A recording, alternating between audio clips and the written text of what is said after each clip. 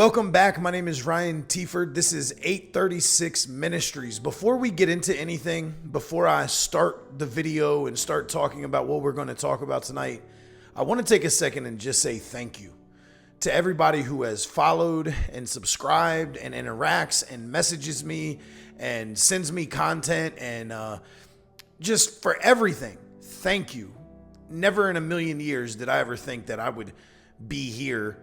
I was doing ministry before this in the four walls of the church, and then God took me and my family outside of the walls, into the communities, into the streets. Never in my life did I imagine that I would be on social media doing any type of ministry. This is beyond my wildest dream.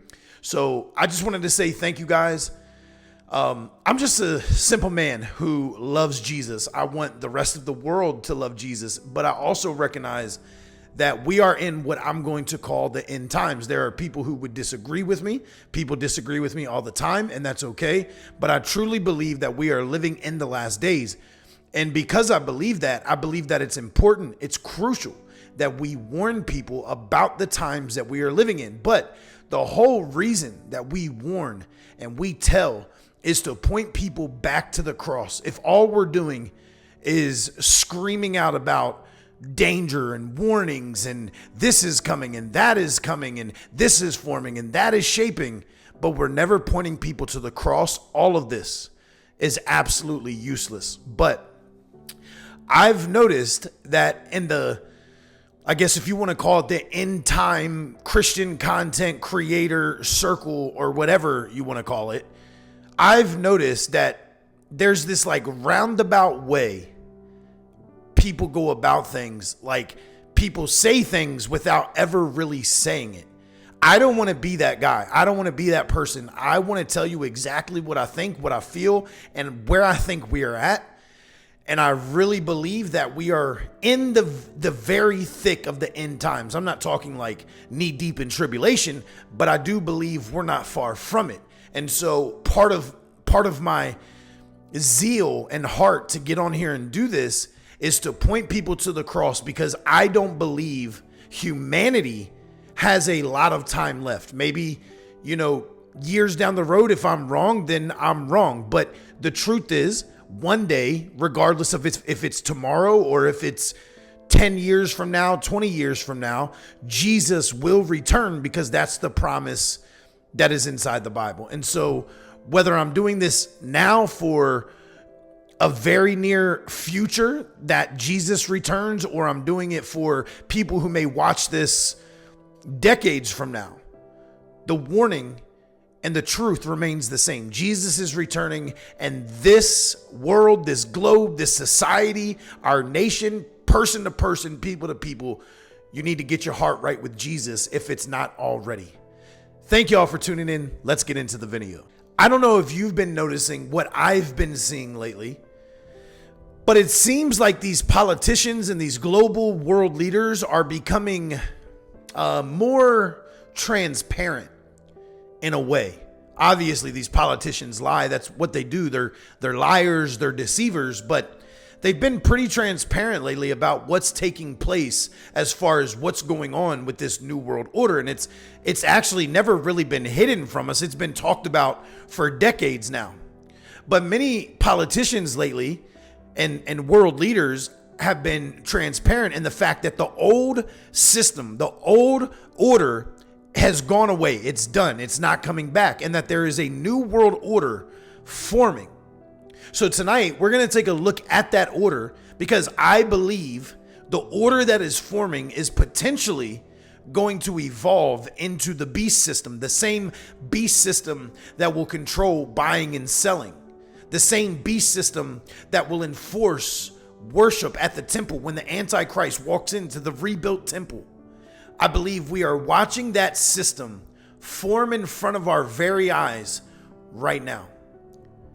Take a look at this and you tell me what you think they're talking about. What else can we anticipate?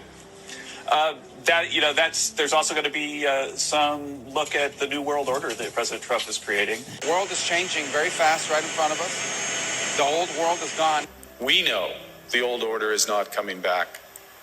We shouldn't mourn it. It's definitely, I think, a new world order. I believe The progress that we have made in the partnership sets us up well for the new world order.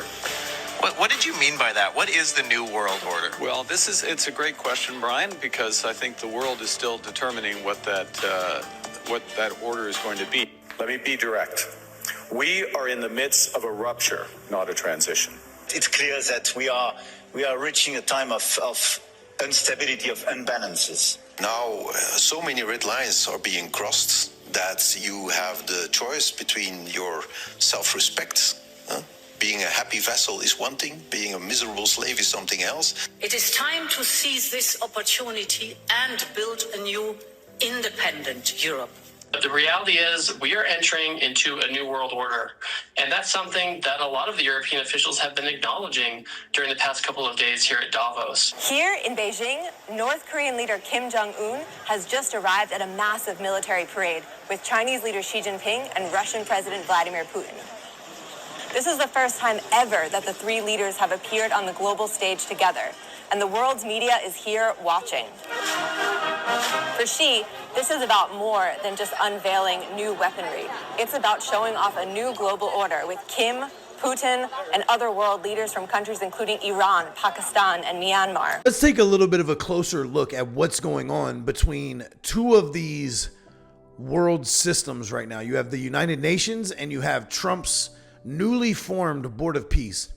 And this is an article from the New York Times that says the UN, the United Nations, says it is in danger of financial collapse because of unpaid dues. The world body warned it would run out of money by July and have to close its New York headquarters if countries, namely the United States, did not pay annual dues that amount to billions of dollars. So Donald Trump has not been paying his dues to the United Nations, and so they are at risk of financial collapse.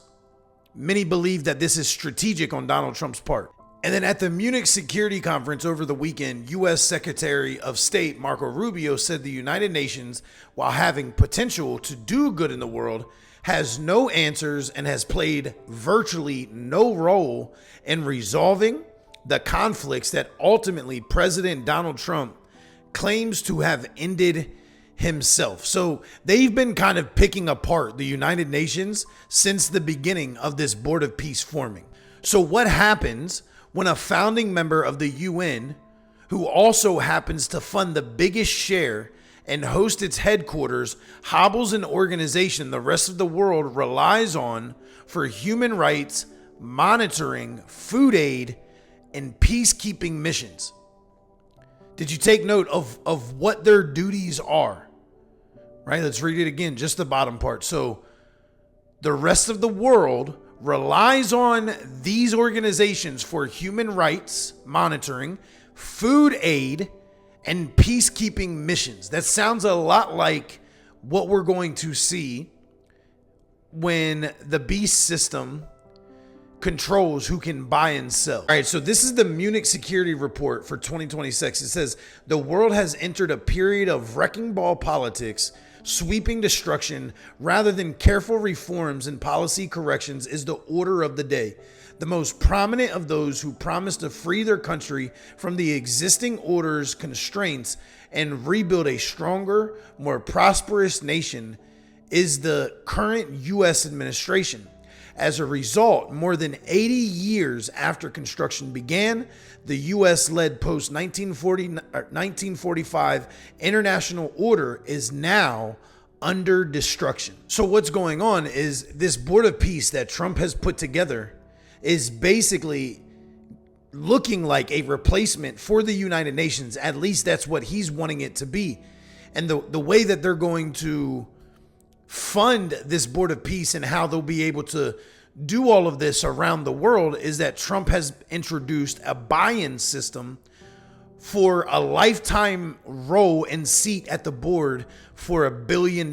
We've seen those news headlines. $1 billion get you a seat at the Board of Peace. I remember conversations all the time when I was younger, listening to other believers talk about how they thought the United Nations would end up being the beast system because it is an international governing body that is, its mandate is to control safety, security, and peace. But now we have two international governing bodies, or at least competing to be, through the Board of Peace and the United Nations. And people are really asking the question, how would Trump make this happen? Well, number one, it's going to start with looking like a need. And that's why they're starting to tear down the United Nations. That's why Trump is holding back funding from them. Because without the U.S. funding, the UN is set for financial collapse. And the second part of that would be installing the security aspect of how they would govern, through authoritarian ways. And you can see that through people like Palantir. Palantir is a security company that like Peter Thiel is invested in. And Peter Thiel lately has been traveling globally to warn about the uprising of the Antichrist. I wonder what it is that Peter Thiel knows that we don't know.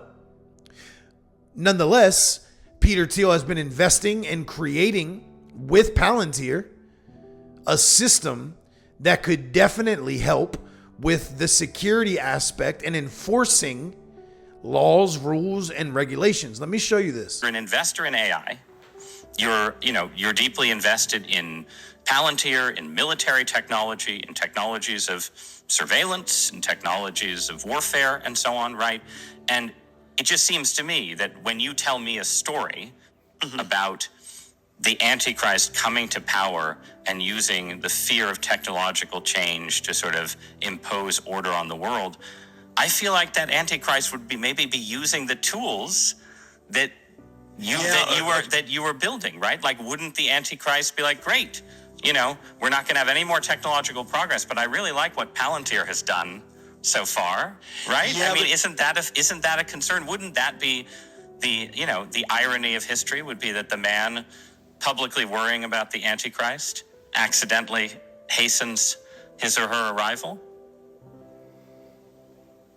There are all these different scenarios. I obviously don't think that that's what I'm doing.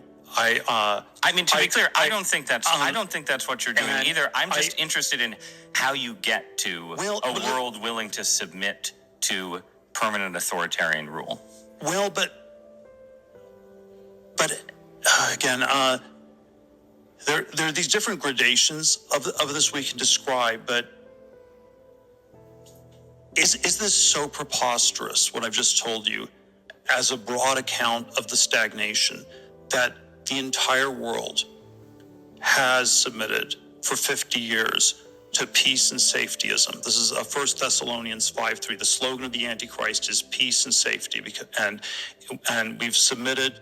A new investigative report by 404 Media says ICE agents have a new high-tech way to zero in on neighborhoods to raid. The report says it's an app called Elite, and it's developed by Palantir, which is a data analytics company used by federal agencies and state and local governments. Now, the app populates a map with potential targets, pulls up a profile on each individual person, and provides a, quote, confidence score on each person's address. Joining us now is the 404 Media investigative journalist who wrote that story, Joseph Koch. Joseph, thanks for being with us. How did you first come across this information, and what did you find as you started to follow the story?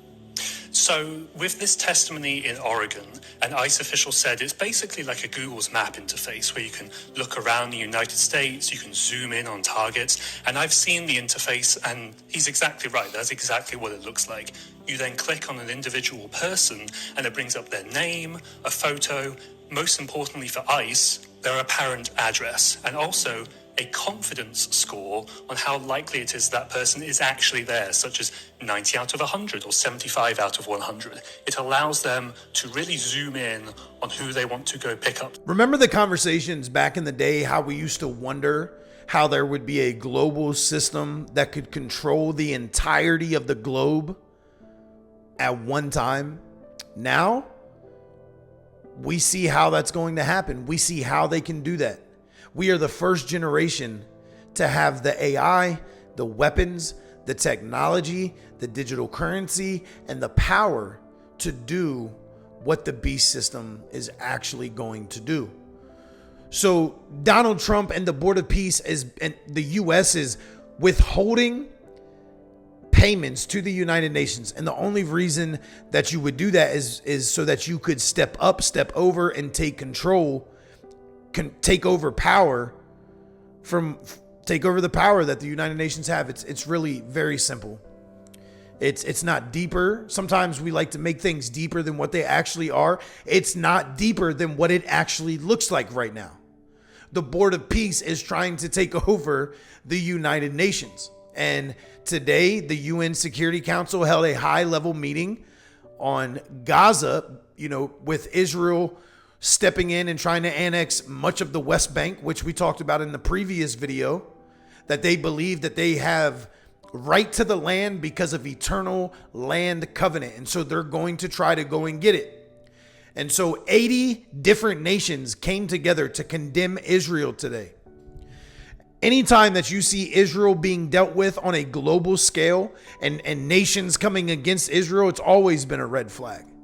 But we're talking about this international governing system, this new world order that is stepping into place, which I believe could very well potentially be the beast system forming. When they asked the Palestinian UN ambassador what his expectations were of these meetings, he said, "We expect from the international community to stop Israel and end their illegal effort against annexation, whether in Washington or in New York." So you can see that the United Nations, these nations coming together, they are coming after Israel. So I think this is our next step of what to watch.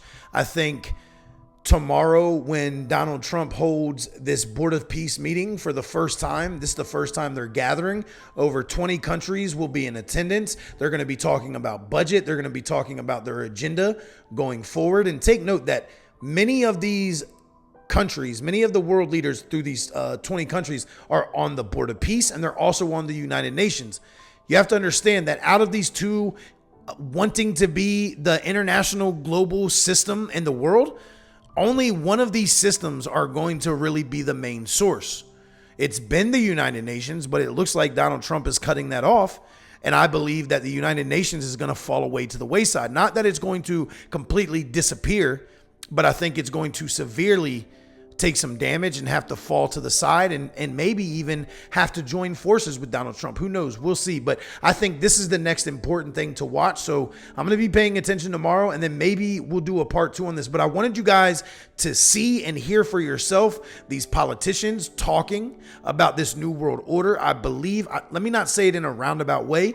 Let me be very clear. I believe this has the potential to evolve into the beast system, whether it's Donald Trump or whether it's later down the road. But I believe this has the potential to evolve into the beast system controlling buying and selling, everything that we know the beast system is going to do through the guise of peace, safety, and security. It's not going to show up looking like the devil with pitchfork and horns. It's going to show up looking like an angel of light. It's going to show up looking peaceful. Our goal by year 3, Rafah fully rebuilt, unemployment curbed, and Gaza connected to the world through an Abrahamic gateway, linking it with Egypt, Israel, Jordan, Saudi Arabia, the UAE, and extending to India and Europe. By year 10, Gaza will be self-governed, integrated into the region with thriving industries and housing for all. It's an honor to be here today as the ISF commander. The ISF will do 2 things: stabilize the security environment in Gaza and enable civilian governance as established by the National Committee. An education system educating the young for tolerance and achievement, and a tech-enabled society making the most of the digital revolution. I will see you on the next one. Thank y'all for watching. Stay faithful, stay watchful, and spread the gospel.